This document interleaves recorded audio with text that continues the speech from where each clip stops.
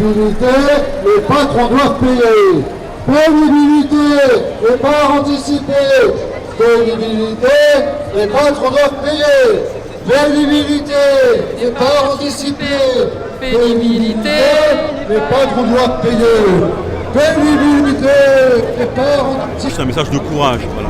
On a vu durant les débats parlementaires que les principes républicains n'étaient pas respectés, que le débat démocratique n'avait eu lieu ni à l'Assemblée nationale ni au Sénat et que les députés s'apprêtent à avoir un vote bloqué sur un débat qui est un débat fondamental sur à quel âge je pars en retraite, quel est le montant de ma pension et cette question essentielle, est-ce que le travail peut encore payer le hors-travail aujourd'hui, question qui est récurrente.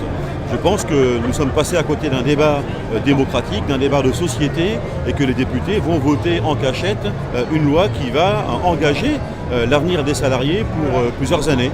Et donc moi j'appelle au courage, voilà. Le courage pour lui c'est de dire non, on veut véritablement un débat démocratique, mais nous souhaitons aussi de leur part qu'ils respectent les engagements qu'ils ont pris au moment de se faire élire par les Françaises et les Français, qui en ont marre de voir que des gens sont candidats à des élections, qu'ils réalisent un programme électoral, qu'ils appellent à voter pour la mise en œuvre de ce programme électoral et qu'en fait le changement attendu n'a pas lieu. Je pense qu'il faut redonner tout son sens à la politique.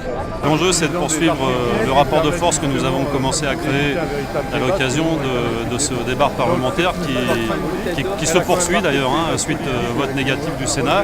Et l'enjeu c'est aussi de venir dire que nous refusons toujours ce texte, ce futur texte de loi et cette contre-réforme des retraites, ce que nous avons dit d'ailleurs depuis le début que nous avons engagé ce mouvement. Il y a un accord profond entre les organisations syndicales qui sont là, d'une part pour refuser cette contre-réforme des retraites, et puis dire aussi qu'il y a d'autres possibilités de financement pour assurer l'avenir des retraites, puisque chacun le sait, la question du financement est posée, mais nous, la CGT, nous avons fait des propositions concrètes en matière de financement. Malheureusement, pour l'instant, le gouvernement et le patronat font la sourde oreille aux propositions de financement de la CGT. Je suis là contre la casse des retraites. Hollande a été élu 2 ans après un grand mouvement contre la réforme de Wörth à l'époque. Et les gens espéraient que le gouvernement reviendrait sur les mesures de régression sociale. Et aujourd'hui, en fait, ce que fait ce gouvernement, c'est pire, c'est dans la continuité en fait, de ce qui s'est fait avant, c'est-à-dire allonger la durée de cotisation, faire travailler encore plus les anciens, appauvrir les retraités, puisqu'on sait qu'avec ces mesures, les pensions vont encore baisser.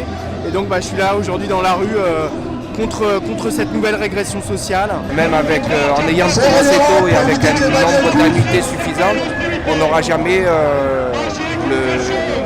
une retraite décente pour pouvoir vivre, tout simplement.